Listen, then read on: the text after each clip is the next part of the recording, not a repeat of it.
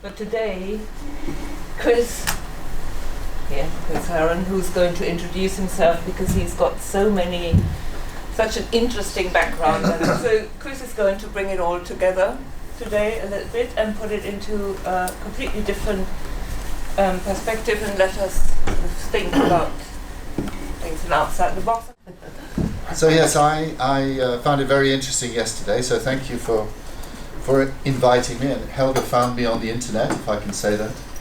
On LinkedIn. On LinkedIn, yeah, it's better to say that. And yeah, it's very interesting to be here because this comes at a time in my life and personal and business life which is a crossroads. And I think that's the theme. We are actually at a crossroads now. I failed at school. I was thrown out at 16, which I was very happy about. And then I became a teacher age 48 after finding jobs through being good at sport.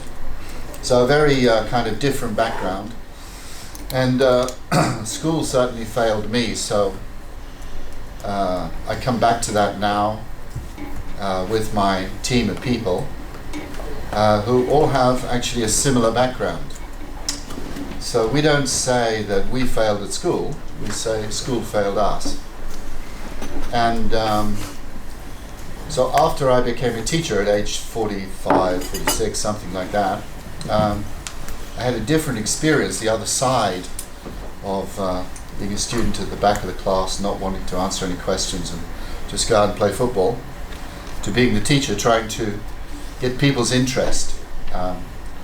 And I also have a business background. I designed my own products and sold them all over the world. So I have a very mixed kind of background. And what I've learned in the last 5 years of researching what we're doing, and we're just about to start developing a very interesting solution, is that what I learned at school was nothing and it was of no help at all. Now, that's my personal experience. Jana came in this morning and I asked her what she thought the problem with business was, and she said they can't find the right people. Yeah? So yesterday there were a lot of themes that came out which I found interesting. The black hole in education and funding. So there you have one of the problems with education. $4.4 trillion industry or business globally. But is it working? Come on, you should be awake now. What do you say? Yes. Is it working? I mean, obviously it's different in every country, but Usually it works. it That's works. why we are sitting here. Works for you Yes. as an industry. No, we are a little part of this industry. Okay, I'll challenge you on that later. So we have a thing called the skills gap, which you immediately touched on. Do you know how much that's worth economically? No idea. Okay, you'll be shocked. $19 trillion per year. So we have a contribution of $4.4 trillion in education, and we produce a problem of $19 trillion. So I ask you again, is it working? Anyway, we'll come back to that. Some of the other themes that came up yesterday: fast change, which is what I think is the principal problem. People talked about competencies. People talked about pricing problems, new products, business models changing very fast, curricula changing very fast. You know, things are changing very fast. But I don't think that most people realize how fast is. And we see all sorts of social pain. We talked a lot last night about Brexit. It's one of the indications of these kind of social pains. So in simple terms, I'm going to talk about the future, what it means to education and other forms of learning. There's some very interesting statistics about what is happening, and social change is a very emotional subject. So I'm sure that people will disagree with me, but I don't have a problem with that. It's been happening most of my life. Specifically for you guys, there is a business opportunity, and we've done research on this for 3 to 4 years, of some of which we can share with you. And there is a new thing happening, transversal competencies. Anybody heard of this? Interesting. Good. Then you should be informed. So we're aware that curriculums or curricula are designed in different ways, but broadly speaking, there are a list of statements. Have you looked at the statements of your national curriculum? Yes? Yes, okay. So you've seen the assessment points. Do they make sense? Yes. They do? Yes. No? Yes? No? Some? So we've looked at specifically at the USA, UK, Australia, Canada, South Africa, New Zealand, because of the English-speaking countries, and I can tell you now categorically they don't make sense from a number of perspectives.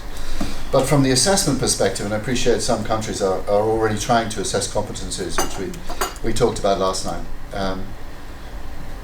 If you ask a question, is Rome the capital of Italy, you get a yes or no answer, and that's how assessment works basically in education. And the higher you go, the more kind of variety of answer there is. But on an information systems basis, the way we're assessing people doesn't work. We'll come to that more later on. Transversal competencies, as you'll see, are a way of linking, an attempt to link what's happening in formal learning. I don't speak about education. I speak about formal learning, informal learning, and incidental learning. And what I'm going to try to show you here is that most learning doesn't happen in formal learning. So that's why we picked this, after talking to Helga, we picked this subject, from school subjects to employability skills, because there is a huge gap. And that's not debatable. Okay? You just want to look at EU law, you want to look at economics, you want to look at the World Economic Forum, EC, wherever you want. It's a primary concern to everybody. And for you guys, in what you're doing, and I don't think, we talked a little bit last night about whether education publishing is the right term for you guys now. What I saw yesterday was, and from talking to people last night, was that a lot of people are doing more than just publishing. You're actually producing products, you're using technology, you're supporting learning, all sorts of different things. So that's my first question. So what are we going to talk about? Who are Vivagogy, my company? What are we doing? What's the problem? What's the problem in education specifically? Because the same problem applies in all industries. What are transversal competencies? And most importantly, what's the opportunity for you guys? And there's a very, very big opportunity. Okay. When I talk to people, and I talk to people all over the world every week, every day almost, they all pretty much say the same thing when I talk about these kind of figures. Oh, artificial intelligence, that's the future. Blockchain, yeah, that's the future. And so on. It's not, I'm afraid. It's now.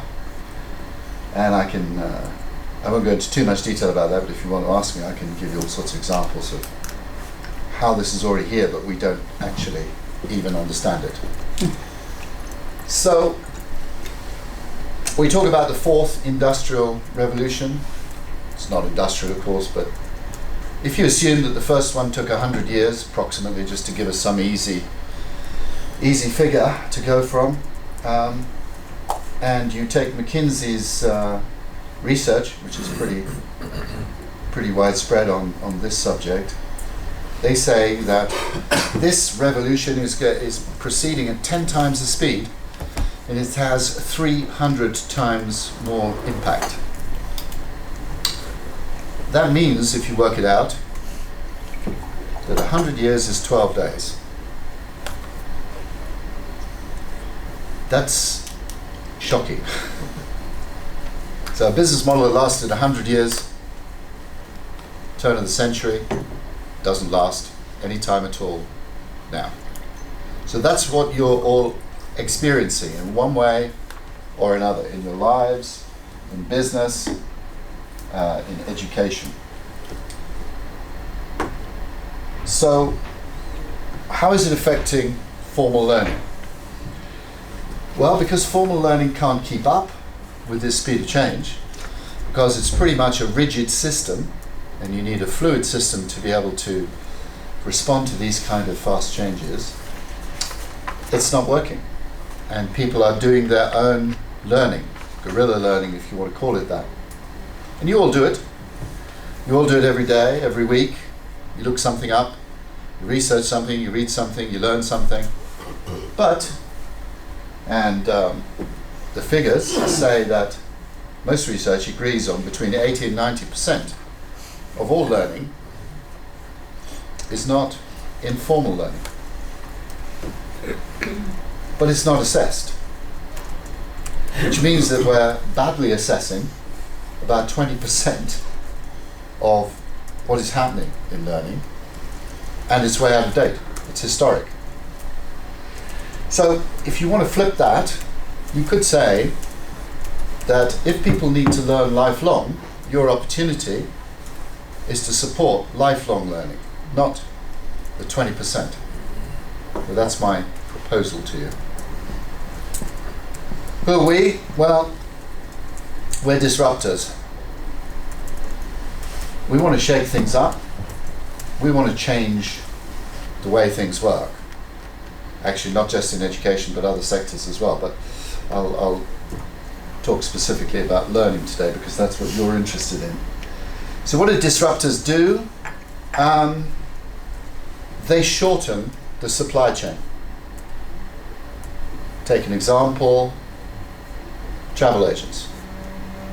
I used to work for a travel company a long time ago. There were 6,500 travel agents in the UK. When you wanted to book a holiday, some of you may remember this, you went along, you looked at a brochure, you booked something, you paid the money with a check. When you went to pick up your air tickets, they were in a safe. Somebody wrote them out, stamped them. When you got to the airport, you get one copy, etc., etc., etc. Now there are about 300 travel agents in the UK. That's disruption. Why has it happened? Because of the internet, and you do not need all those people in the chain. You have a hotel, you have a car hire company, you have an airline, train tickets, etc. And they're all linked together without travel agents, normally, by Expedia and so on. So you have the internet connecting everything. That's travel disrupted. What's the result? You can all fly here for £50, 50 euros, whatever it is, travel anywhere in the world, your choice is expanded, the information is better, and so on. And that's what's happening in all sectors. And some of that pain you're feeling, and education is also feeling. Our goal is to build a global competency index in the blockchain. Anybody familiar with the blockchain? Yeah? Yeah? What is it? Record system, no? A system to record in an immutable way so that you cannot change it. And it's difficult to define. Keep a register of our transactions. Yeah? Got a technologist over there? Blockchain? It's me? Yeah. I have no idea in that context. Okay. So blockchain is a series of immutable values which are in ledgers, if you want to call them that, files, which are all connected together. And once the information is there, it can't be taken away, which is a bit of a question with GDPR, but come back to that. And it's a trusted index because each file depends on the other. So once you put something in the blockchain, it's true, it's believed, it can't be changed. So our concept is to have a global competency index by measuring people's competencies holistically, not just their academic achievements, but the whole person, their traits, their characteristics, what they can do now dynamically, and then to put it into a blockchain. We've talked to NASDAQ about this, and they're very, very interested in the concept.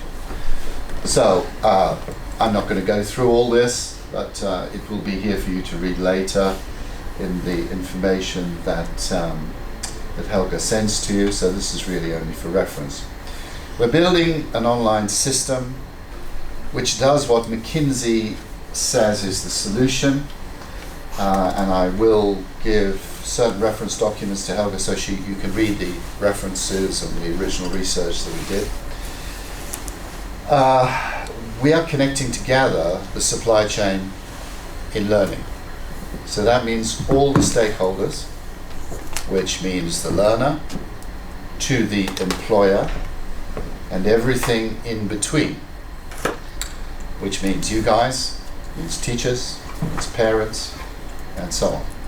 And this has never been done before. Why is it important? Because it means that we are, in effect, a learning operating system. We connect together the software, the hardware, the information that needs to flow through the process. We'll leave it later for discussion about how this works and if you like, what it does. But essentially the concept is to provide learning free as much as we can to everybody, to allow them to measure their competencies, to then build a lifelong portfolio of competencies, to allow that to then flow into recruitment, so it solves a big problem, coming back to your point, big problem in recruitment. So we're trying to solve that $19 trillion problem. So for education, we heard yesterday, and I'm sure we'll continue to discuss, it's under more and more pressure. The black hole, the budgets are going down, pressure on teachers are going up, the assessment and the reporting is getting more, the curriculum is changing faster, and that's only going to continue. So we need a complete rethink. Many of the goals are unclear about what education actually is or what it should be, and therefore there's confusion in policy, nobody knows what budgets to allocate, where to allocate them, and so on and so on. And for you guys trying to support all this, it must be a nightmare. And there's more and more intervention from small players and different players, some of them well-informed, some of them uninformed, and generally speaking, this drives the quality down. And I was really happy to hear that you're interested in the quality and the future of education. But more digital resources or more resources and changes in curriculum really are not the answer. So, where does that bring us to? I say that education is not working, but I'm not the only one. Economists all over the world, EU, as I said, all the references earlier on. This is what's actually happening. And for us, it's all about the fact that you don't know really what you can do. You've been to school, you've been to university, you have a certificate, you have a degree in economics from Harvard. But what does it actually mean you can do? You've all sat down looking at a job description, thinking, can I do that? And anyway, what do they want? Because I don't really know what they want. I don't know what I can do. They don't know what they want. They don't know what I've done. It's just a complete mess. So a lot of this happens by accident. A lot of successful recruitment is purely by accident. We started working on this problem more than 5 years ago, and many of us individually before we joined together as a team have been thinking about it for about 15 years. And my colleague Steve Cushing, who's a very strange man, has lots of different talents. He was a DJ, he drives fast cars, he was a teacher. He was also thrown out of school at 15, but he had his first degree at 17 with no qualifications before that. And he worked on the US skills system, various other projects. And so I met him and we started working on this problem.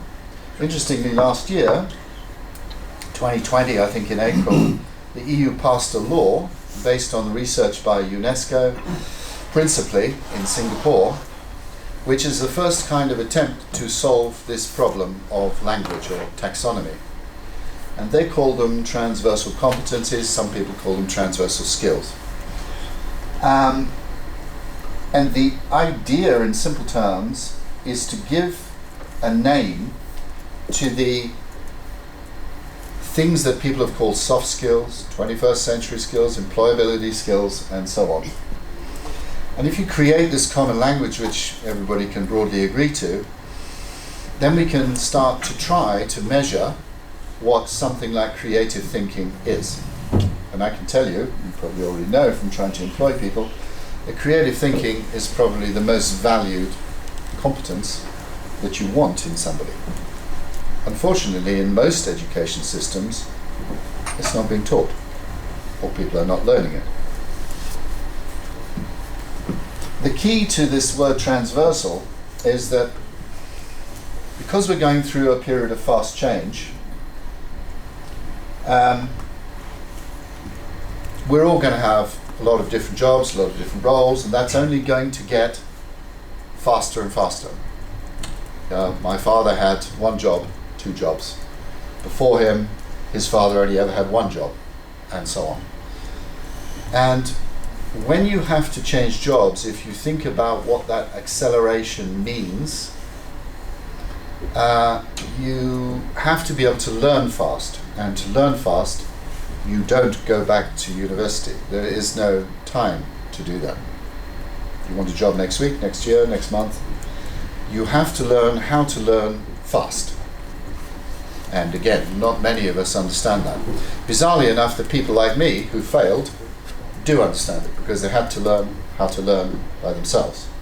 It's no accident that 40% of tech billionaires in the USA didn't finish college. And we know that's a lower level than high school. They didn't finish. It didn't affect their ability to succeed. In fact, some say it only helps them to think better. So I'm not the only one saying these kind of things. There's a very interesting book, which you may or may not want to read, by a guy called Brian Kaplan, who talks about the economic argument in education. And he describes it as really an emotional attachment to an old system. There is no economic logic for continuing with what we're doing in education. But I'm not here to talk about that. I'm really here to talk about the future. This is really just a background. These are the transversal competencies. Some of the terminology varies slightly, but basically speaking, this is what is going to be and already is in EU law. If you want to look it up, I can give you the references to that as well. This is what is coming into the curriculum now in every country, or it's already there, but the names will have to be changed to conform to EU law and to produce this common language. Underneath this, of course, there are a number of other skills or competencies. So, if you talk about being a team player, for example, there are skills or competencies that you need in that area. So this is just the outline, the headings, if you like. And in our system, we break this down into about 350,000 different competencies, which allows us to measure accurately. But this is the top level. What is grit? Grit, determination, makes you finish something. And of course, there's a line here which is very blurred between traits, or characteristics, and skills or competencies. Some of these things you may be able to learn. You can have a debate about whether you can make somebody more determined or not, but that's an inherent characteristic. You can maybe improve it. The Law of 10,000 Hours, if everybody's read that book. Probably improve it, but maybe you can't teach it. So some of these things are inherent, but maybe they can be improved. So why are they important? So you have job sectors, and these are the jobs you may have in your life. But what actually changes when you move from one job sector to another if you're a marketing person? It's only the experience of the sector that changes. The core competencies you bring with you of understanding information, being able to produce content, whatever it is transferred. So that's what those transversal competencies enable you to do. Again, I say it's not me that's saying this, although we had come up with the research before, at the same time as the EU at least, but many people now agree that this is what we need to do. So, people are acquiring these competencies informally, probably around this table. You've done a lot of that, and you know people who've done it as well. But it's not measured, and now it needs to be measured.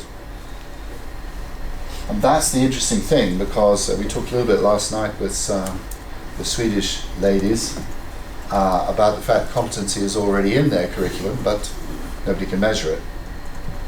And the reason for that is that it's a process.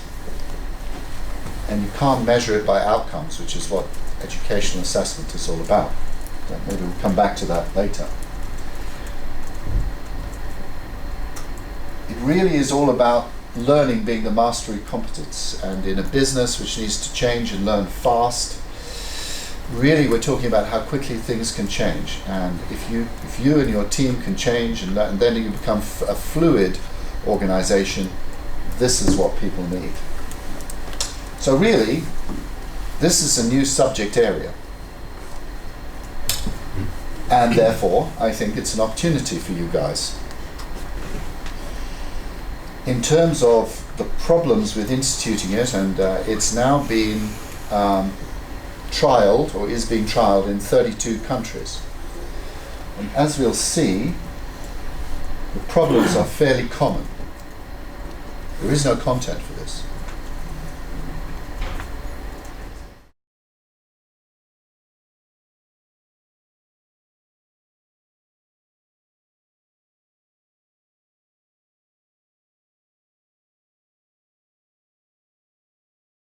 You think it is, and what you think the problems are in doing this,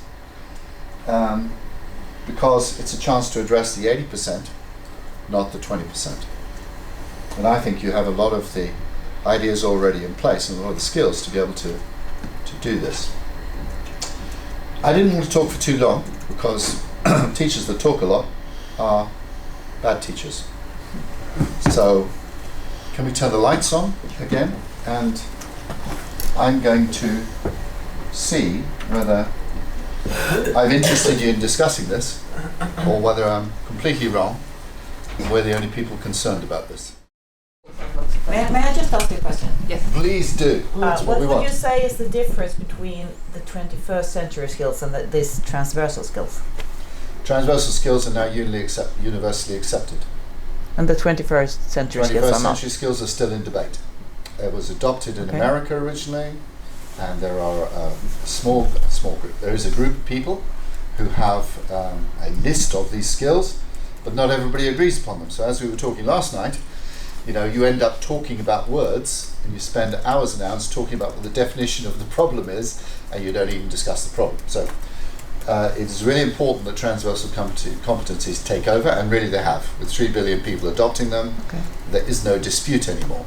But are there any obvious differences, or are they almost the same skills but kind of There different are words? differences. Yes, there are differences.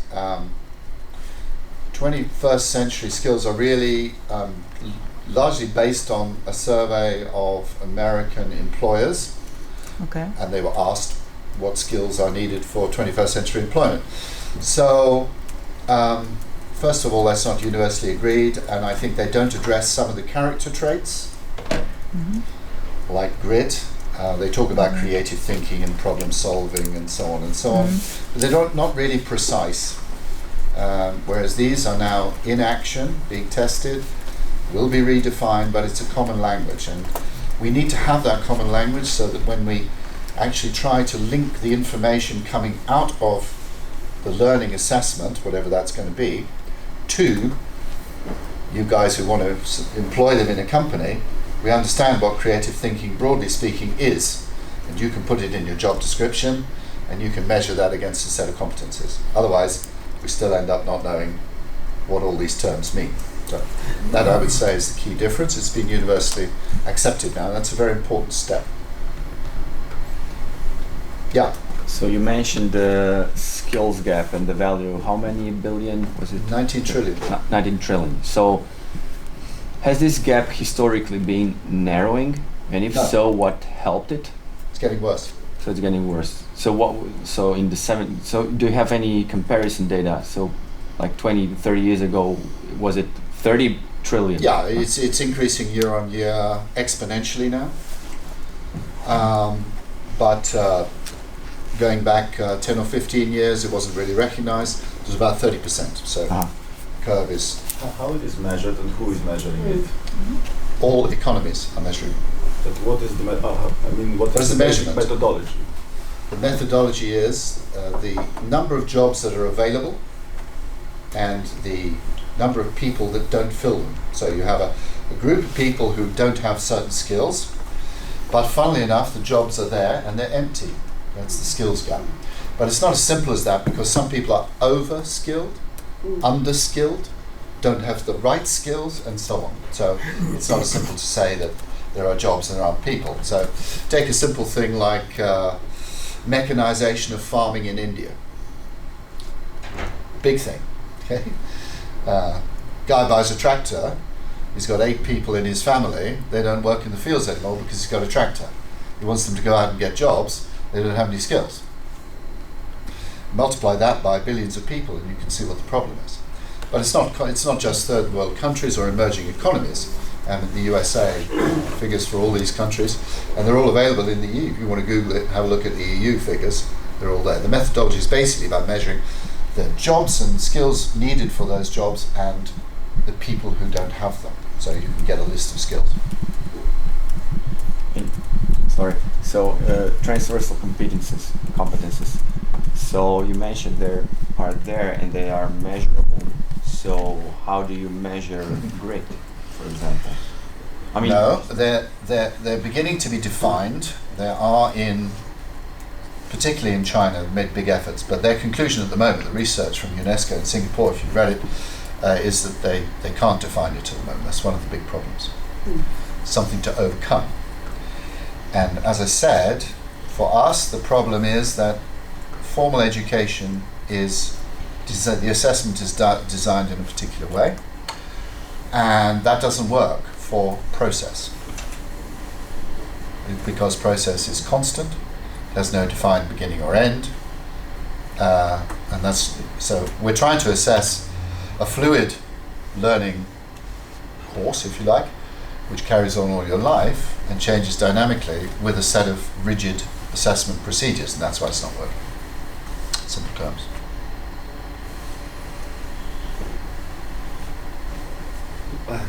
Please. Kind of a thought, because I wonder, is it really a new issue?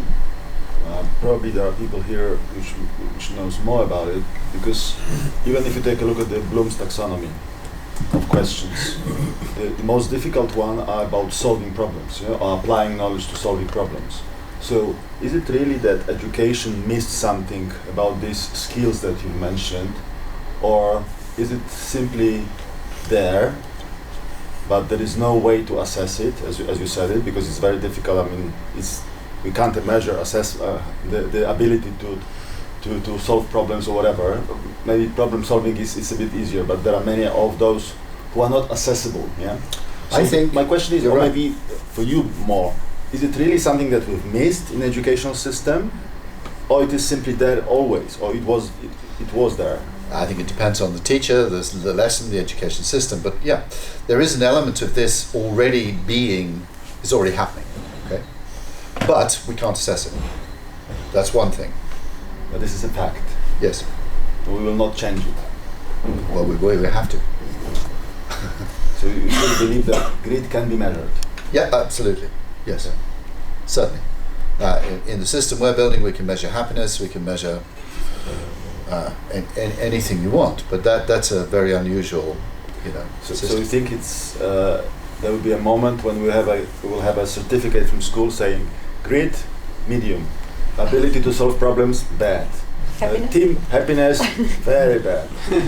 Team member, good. No, I think that you will have a personal competency index, because this is not information a school should know. Okay, when you leave with your certificate from wherever you leave, it's their information. If you lose your degree certificate, you have to pay them to get another one.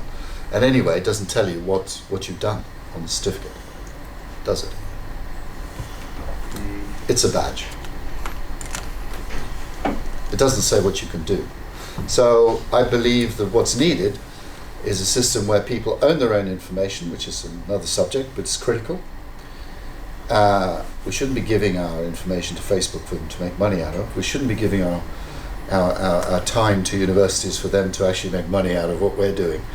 You need to measure all this in detail to be able to own your own data, to be able to then go forward and say, this is what I can do.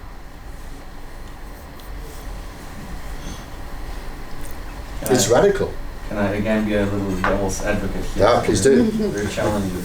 Do. So, for example, I really like the book Grit by Angela Duckworth. So it's great, and it mentions what you're saying, and I do agree.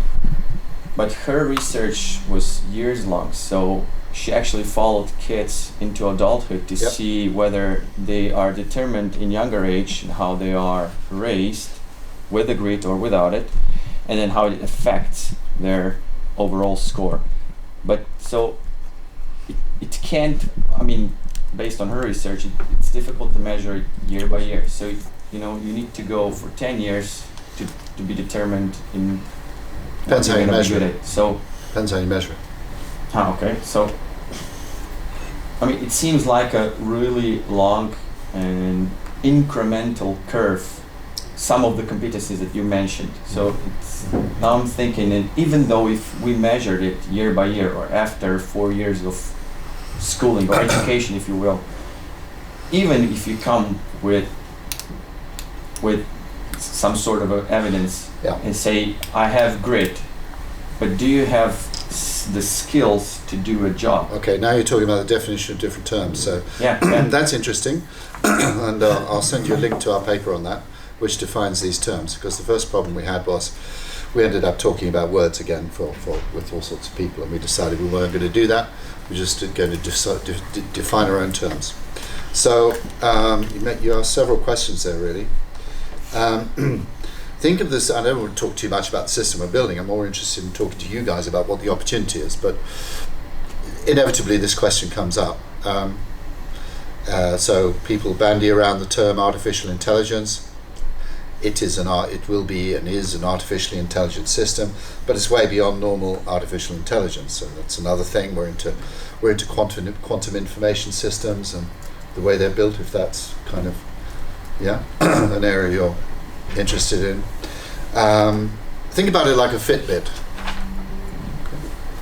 Fitbit constantly measures, albeit simple data, about you. You input some data about what you've eaten and so on, and you get a report, essentially, on a dynamic basis about whether you should increase your exercise, decrease your calorie intake, etc., how much weight you gain, how much weight you're likely to lose, and so on. So think of it like that. It's a dynamic system, and it doesn't necessarily require a great deal of input, because we can measure from all sorts of information available, a bit like Facebook does, and which is freely available, about what you're doing, what you post, how you behave. So we're basically going to measure changes in behavior.